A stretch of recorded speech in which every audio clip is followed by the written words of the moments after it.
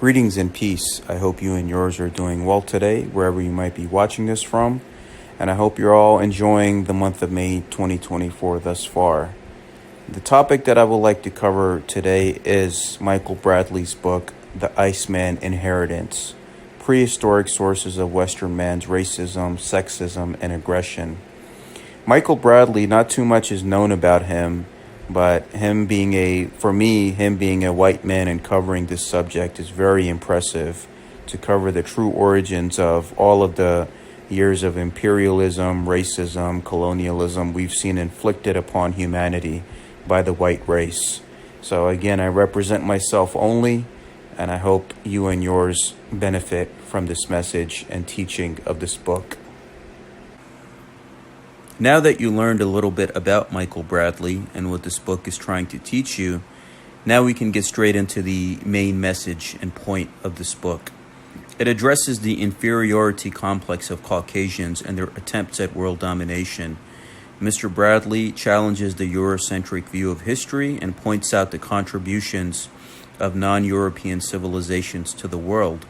The book highlights the manipulation of history by Europeans and the need for a new perspective on world history. The European civilization, though short in comparison to others, has tried to rewrite history in its favor, but non-European civilizations have played significant roles as well. From 4000 to 3000 BC, the priests of Egypt began writing, while Homer's poems circulated in Greece by word of mouth. At this time, Europe was in the Neolithic or New Stone Age, with advanced societies like the Swiss lake dwellers, while the Near East was more advanced. Alexander the Great's invasion of North Africa in 332 BC marked European aggression, leading to the slave trade and the colonization of Africa. The origins of European racism in the 15th and 16th centuries began with the rise of Rome.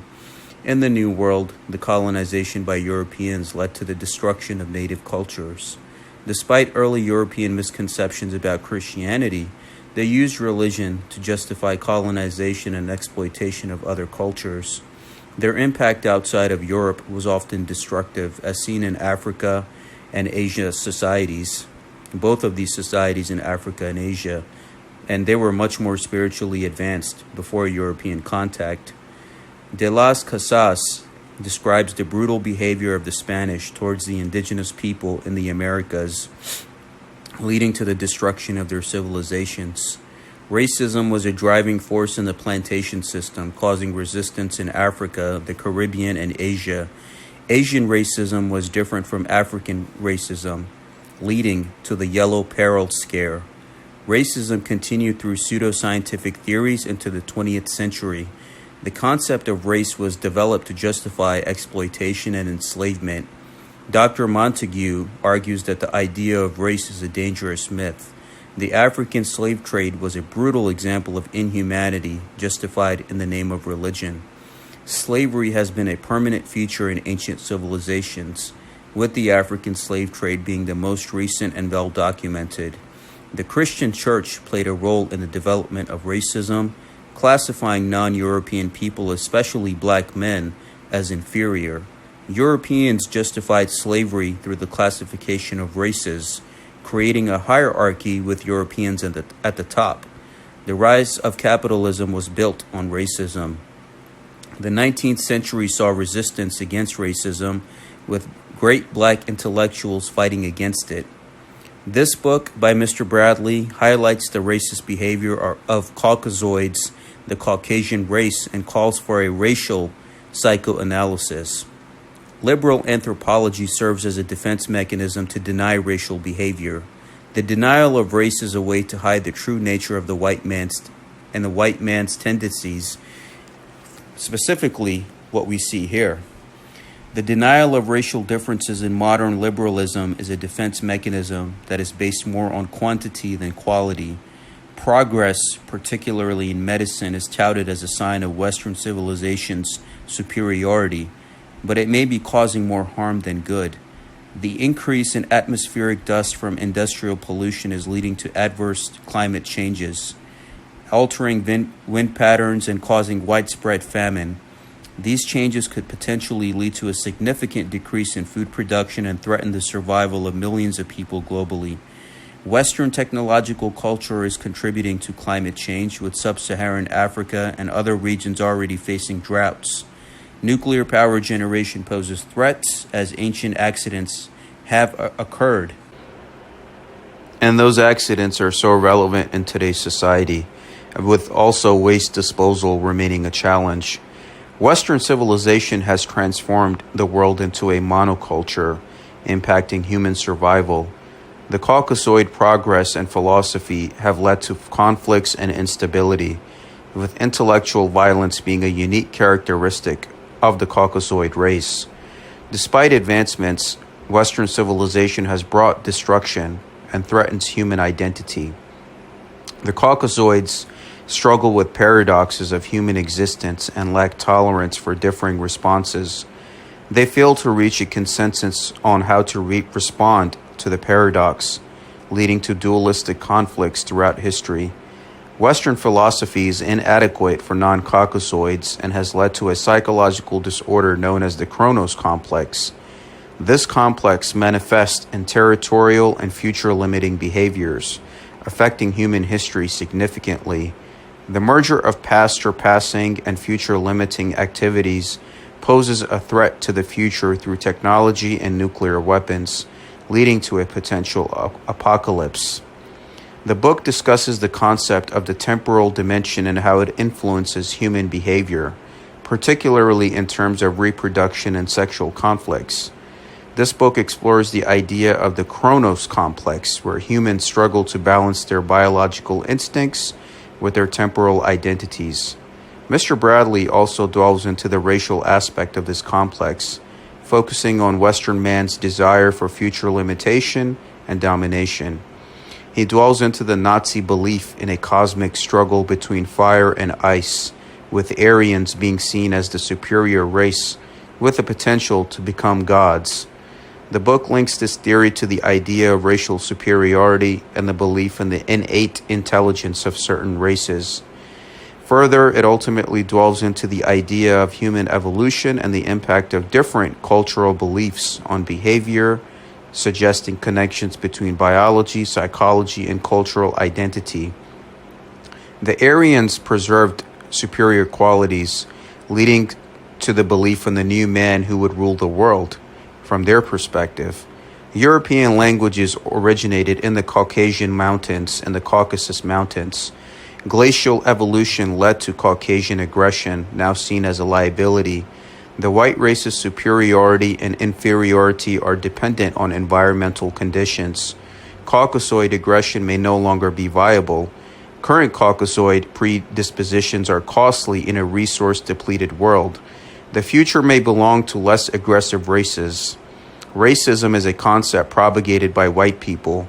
White man's racial preoccupations have shaped racial and racist concepts. Linnaeus categorized plants and animals into similar types in Systema Nature. Buffon introduced the term race in a general sense. Blumenbach used race to describe different kinds of men with psychological and physiological differences. The term race has no scientific definition and is tied to worth and superiority. The concept of race has roots in economics and classification.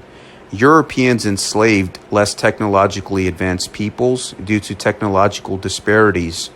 The shift in attitude towards slaves was influenced by racial and ethnic distinctions. Europeans rationalized enslavement with religious justifications for conversion. Medieval slavery was not based on biological or moral inferiority, but on unfortunate circumstances. Assertions of superiority justified exploitation. European enslavement of Africans and Native Americans resulted in a slavery racial inferiority psychological complex.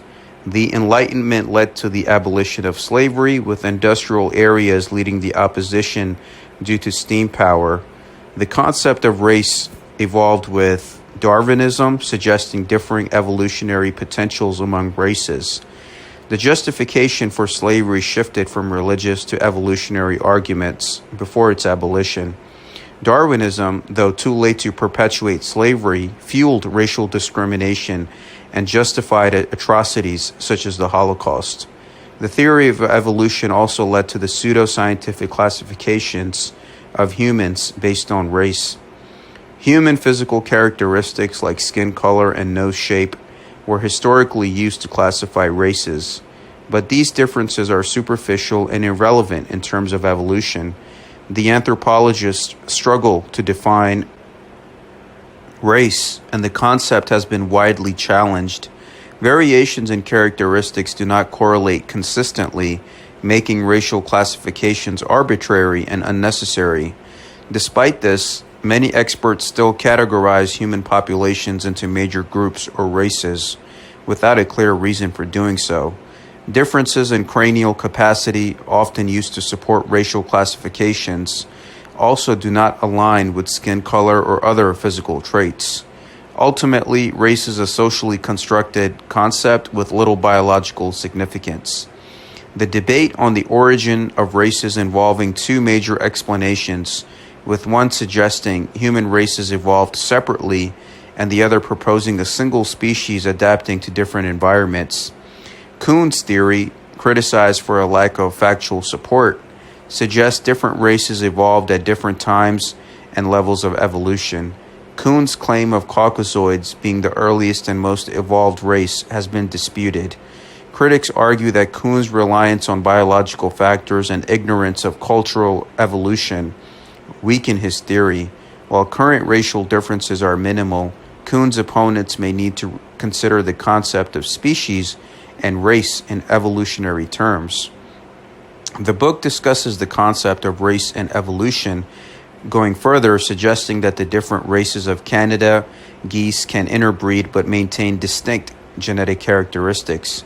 It argues that the human species, like animal species, evolves through the expressions of its races.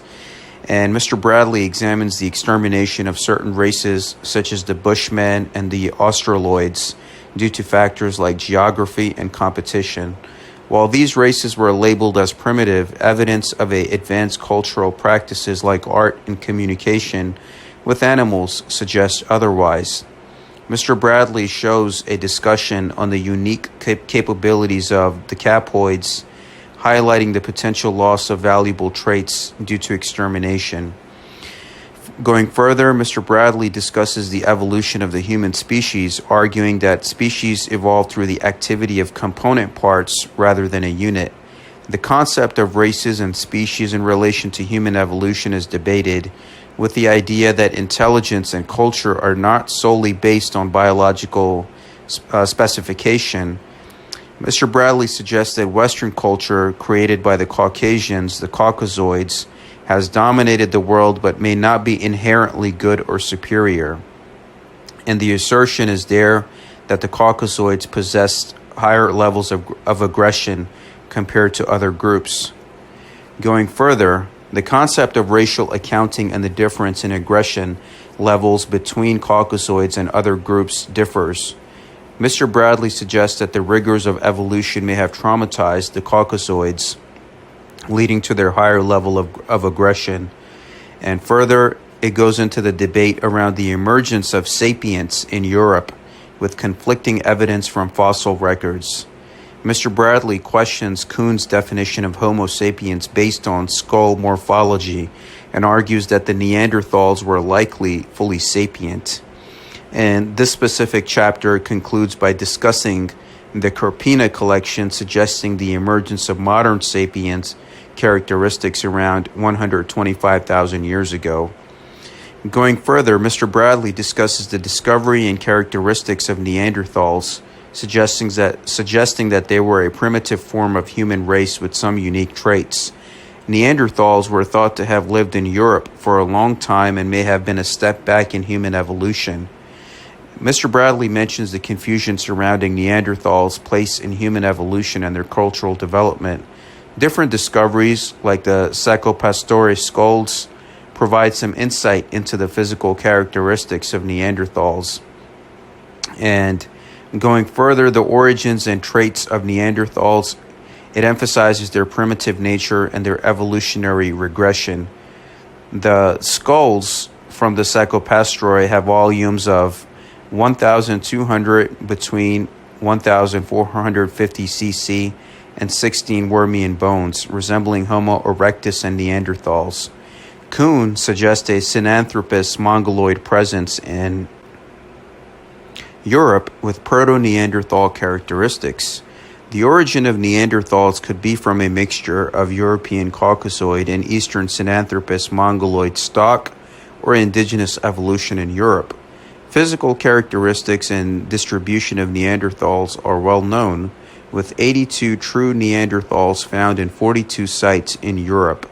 The concept of species in classical taxonomy may not accurately represent variation within species.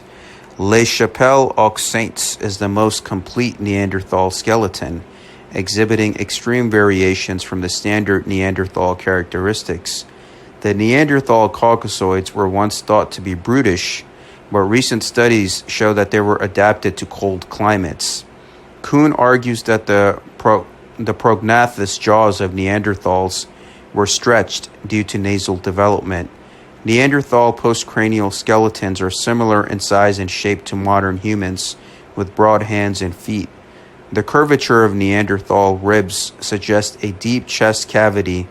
Neanderthal footprints found in Italy show broad, short feet, and Kuhn suggests that the difference between Neanderthals and modern humans are minimal at this point. Neanderthal rib cages were large and flared, while the pelvis was modern-sized with upward flare. Neanderthals had a short stature with some increase in the east. They showed cultural sophistication, including deliberate burials and care for the dead. Kuhn's classifications of race includes Caucasoids, but lacks genetic continuity for them.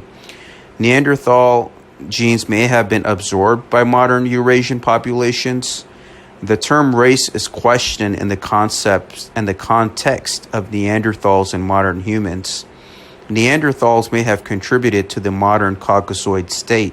Original Eurasian people may have acquired the Capoid and Congoid trades in Africa during the Worm period. Kuhn's Capoids argue that the Caucasoids returning to Eurasia after 60,000 years in Africa and genetic interchange may not have racial continuity with those who left. Neanderthals, though not Caucasoids, had a distinctive genetic makeup that influenced the migrating populations.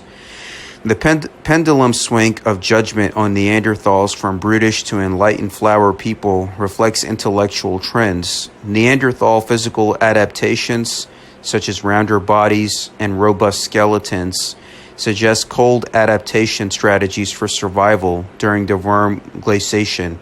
During that period, the cultural and technological differences between Neanderthals and other human populations may not have impacted survival during the Ice Age.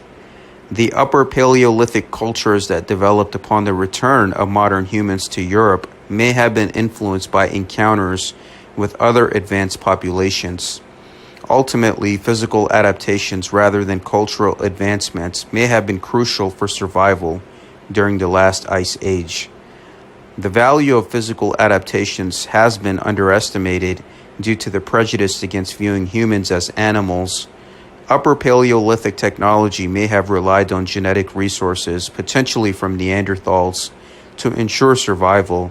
Neanderthal influence may have been seen in the Venus figurines, suggesting a link between their genotype and modern European characteristics. Neanderthals may have had a woolly fleece and reddish hair, providing better cold weather protection than later populations. Soviet evidence suggests potential Neanderthal descendants in Asia. Reports of encounters with hairy, human-like beings in the Pamirs, Hindu Kush, Altai Tag, and the Caucasus area suggest the idea of surviving Neanderthals. The evidence is not definitive, but includes eyewitness reports and anatomy analysis of these beings. In one case from 1941, a Dagestan medical team encountered a hairy, human-shaped creature, suggesting a possible Neanderthal specimen. A massive wild man with animal-like eyes and a thick body with large fingers was observed in the Caucasus area.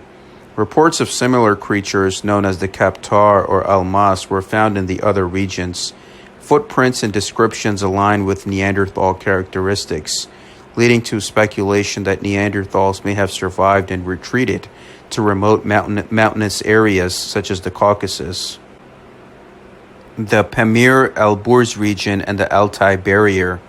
The Soviet government conducted expeditions to investigate these reports, suggesting potential Neanderthal survival. Comparisons between Neanderthals, Almas, and Kaptar indicate a possible regression due to isolation from modern humans. The focus is on the physical attributes rather than proving Neanderthal existence. Neanderthals were hairy and were reported to have a reddish-brown color. Some European or Eurasian peoples had a stocky body type similar to Eskimos and Neanderthals.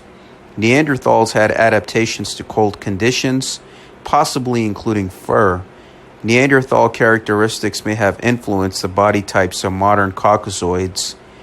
Sexual dimorphism or sexual dimorphism is a distinguishing trait of Caucasoids, with males being hairier and having heavier bones and broader bodies than females. And this further sexual dimorphism may be a vestigial trait inherited from Neanderthals. Neanderthals showed significant sexual dimorphism in height and cranial capacity. Infant Neanderthals likely had larger heads than modern babies, as seen in skeletal remains. Pelvic adaptations were necessary for Neanderthal women to give birth to larger-headed babies. Wormian bones in Neanderthal skulls may have provided flexibility during birth. Neanderthal-like traits reappeared in female Caucasians, leading to the appearance of large hips in Paleolithic art. The cause for the increased hairiness in Caucasian men and larger breasts in women remains unclear. The uniqueness of humans in the animal kingdom has not been fully explained, despite theories of evolution, creationism, and ancient astronauts. The scientific explanation of evolution may not fully satisfy the curiosity about human uniqueness in the natural world. Biological terms defining human intelligence, consciousness, and culture may not be adequately defined, leaving human uniqueness as a purely biological phenomena. Man's uniqueness lies in the possession of culture, intelligence, and consciousness, which are bridged by the biological mechanism of territoriality. Territoriality, expressed in geographic and social forms, aids in reproduction and allows favorable characteristics to assert themselves. The concept of time, unique to humans, enables competition in present and future dimensions. Evidence of early man conceptualizing time was provided by Alexander Marshak in his book, The Roots of Civilization. Marshak's research, initially intended for space travel, questioned the established view of human development and civilization, highlighting the capacity of early men, including Neanderthals, to conceptualize and record time. Marshak's research suggests that early humans recorded time and developed cognitive abilities, leading to the invention of religion and the preservation of exceptional intelligence. Through territorial behavior and the development of writing, humans established cultural traditions and progressed technologically. However, future limiting beliefs and environmental factors have hindered some groups from achieving full cultural potential. The current world faces challenges due to the conflicting forces of temporal aggression and progress. Various human populations, including Australian Aboriginals, Polynesians, the woodland American Indians, and the West African nations, have developed sophisticated cultures in response to challenging environments. Sexual, sensual adaptations play a role in shaping human behavior, with different levels of reproductive hesitations and aggressions across different races. Neanderthal and Caucasoid sexual adaptations may have led to sexual conflict and frustration, potentially contributing to violence such as rape. Evolutionary experience suggests that Caucasoids may be sexually maladapted compared to other races, leading to potential alienation and aggression. Neanderthal Caucasoid sexual dimorphism has led to differences in physical sensitivity and is linked to modern sexism and racism. Caucasoid characteristics influencing aggression and maleness are highlighted, with implications on human history. Love, a Western concept, is tied to reproduction and aggression balance. Courtship rituals in the West involve displaced aggression, leading to pair bonding. Monogamy in the West is influenced by higher levels of sexual reproductive ambivalence. Overall, love's concept and monogamy in the West stem from evolutionary experiences and challenges faced by Westerners in balancing reproduction and aggression. Pair bonding is difficult due to the delicate reproductive aggressive balance in Westerners. Arranged marriages in the West show a shift towards personal choice in forming pair bonds. Individuals have the right and obligation to rebel against convention to choose a partner, as seen in Western literature's love conquers all theme when partners overcome odds. Western emphasis on individual freedom and reproduction aligns with biological needs. Agape, a non-Western concept of love, has been suppressed by Western ideals, leading to repression of female sexuality and rights, causing inhumane repercussions. Eros and agape represent ambivalence and balance, but Western culture's emphasis on eros has led to the repression of agape. This imbalance has had negative consequences socially and personally, highlighting the need for a re-evaluation of Western notions of love. Sexual reproduction was viewed with deep suspicion of women as temptresses, and a myth of non-enjoyment of sex was institutionalized, although everyone knew it was a myth. The Albigensian Crusade involved a rebellion against Western concepts of love, with the Albigensians being viewed as Western Buddhist or Christian by scholars. The Albigensian civilization in southern France, based on Catholicism, preached tolerance and compassion, with male and female leaders known as the Perfecti. The church launched a crusade against the Albigensians, leading to the destruction of their civilization and the subversion of their philosophy. The church transformed the concept of gentle love into courtly love, restricting female personality and expression. The troubadours of Languedoc spread messages of compassion through their ballads, inspiring national literatures in Western Europe.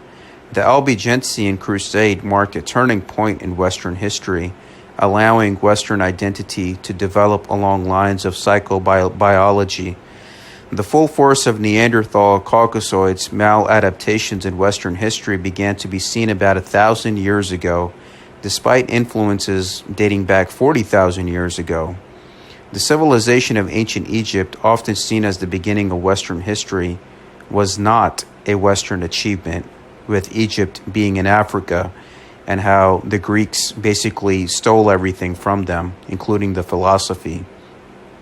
Ancient Egyptian civilization was multiracial, composed of Caucasoid, Capoid, and Negroid elements. Neanderthal Caucasoids migrated from Western Eurasia to the Mediterranean world around 1500 BC, impacting the Egyptian culture. The influx of migrants eventually diluted Egyptian influence.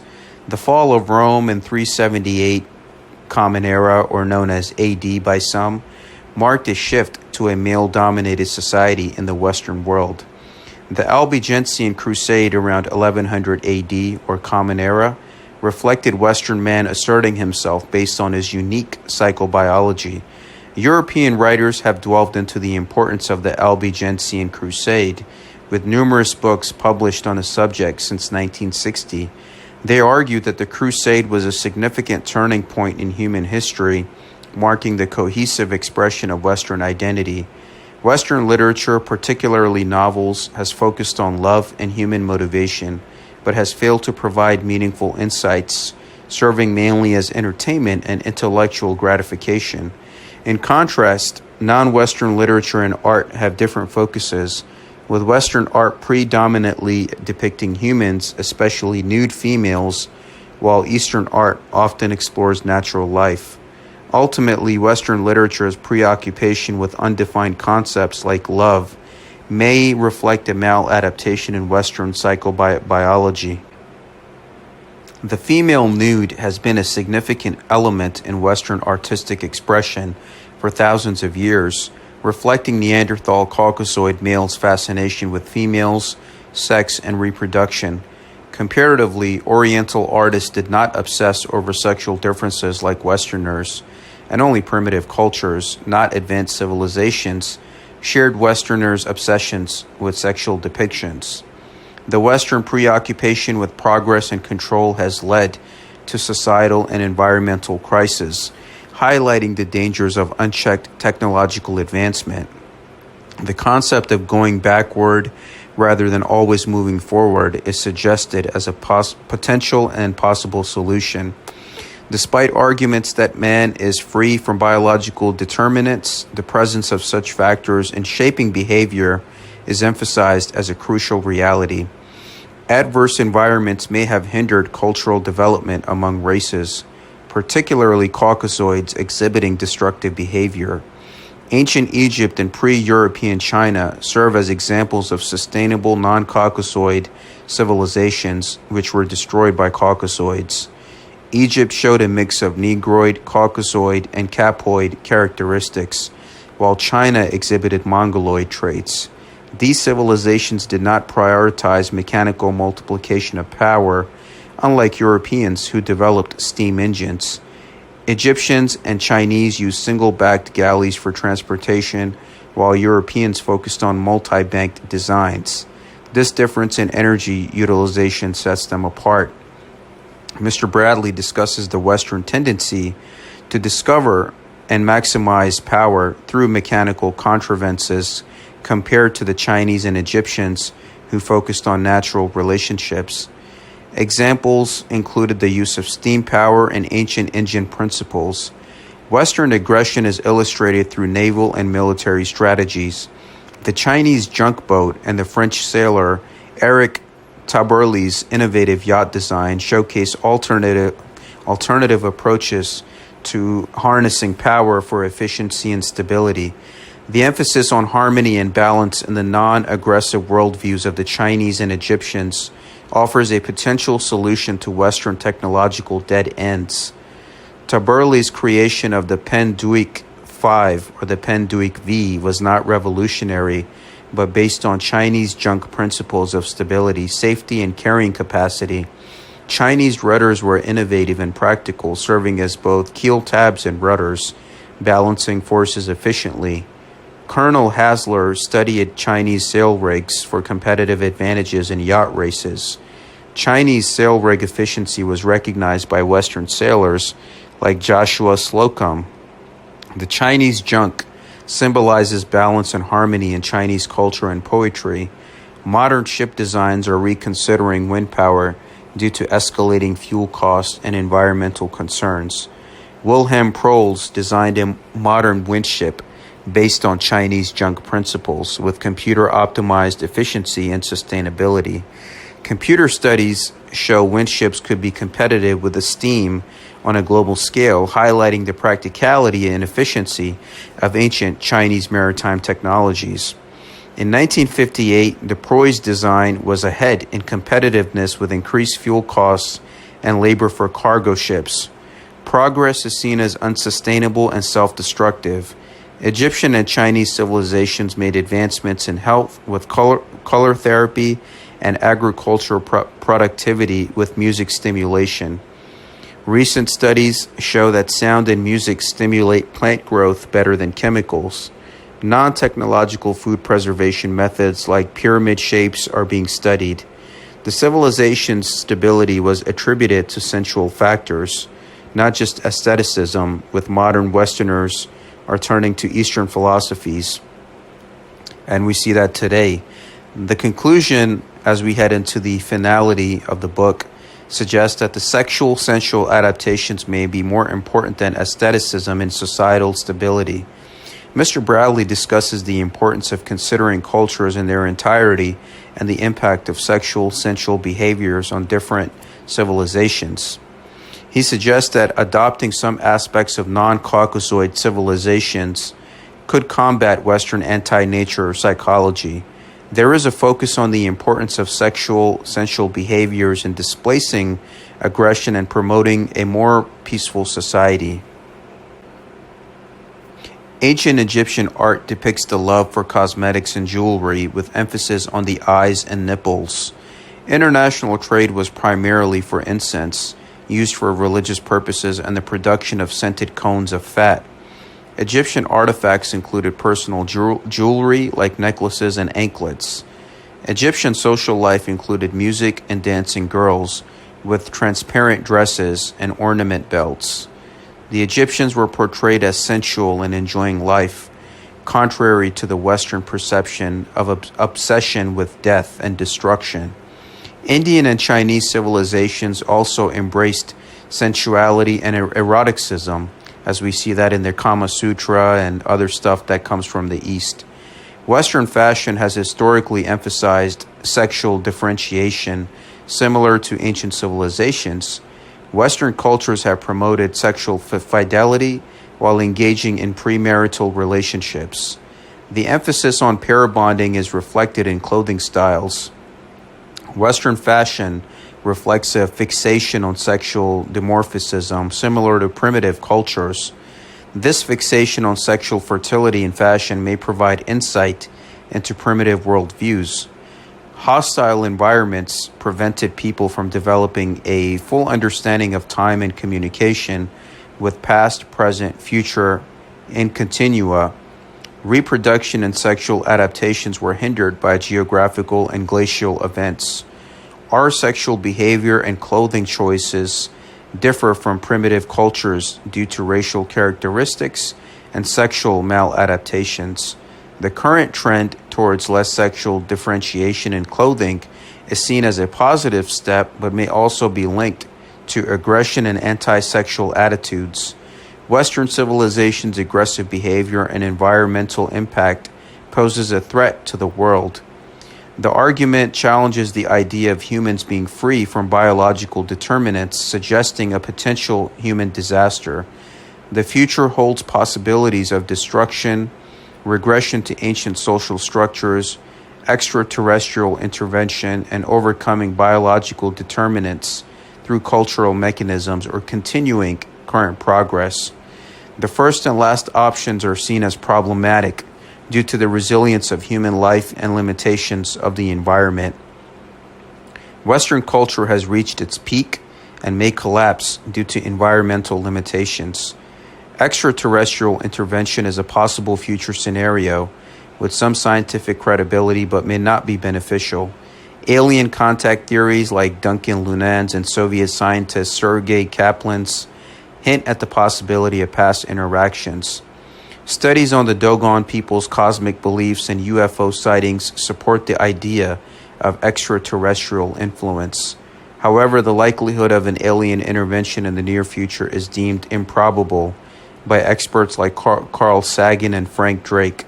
The concept of alien intervention as a solution to humanity's problems is questioned, as there is no guarantee that advanced aliens would be benevolent.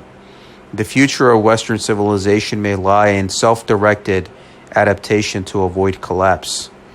Ashley Montague's assertion that humans are not free from biological determinants is countered by the possibility that these determinants can be consciously overcome through intelligence and independent thought, as seen in historical instances such as the Albigensians in France and the Celts.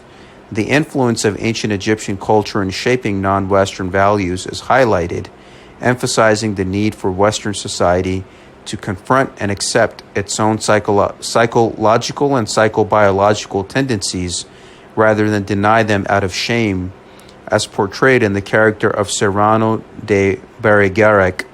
By acknowledging and addressing these inherent tendencies, Western society may find a path towards a more balanced existence.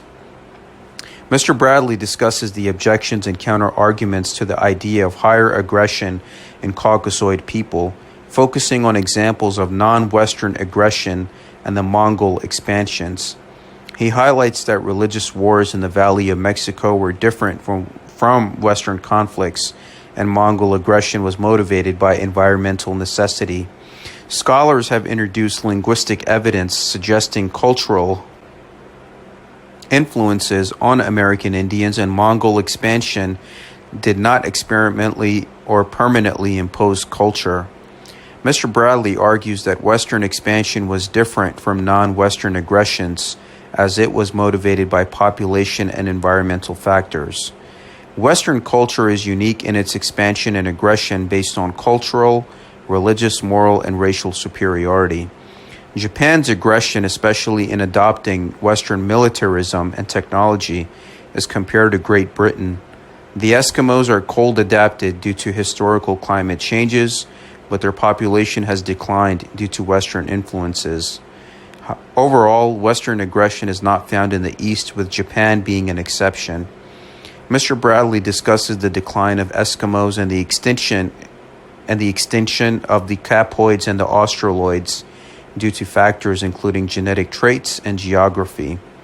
He explores the relationship between biology and culture, highlighting the influence of aggression as a biological trait on culture.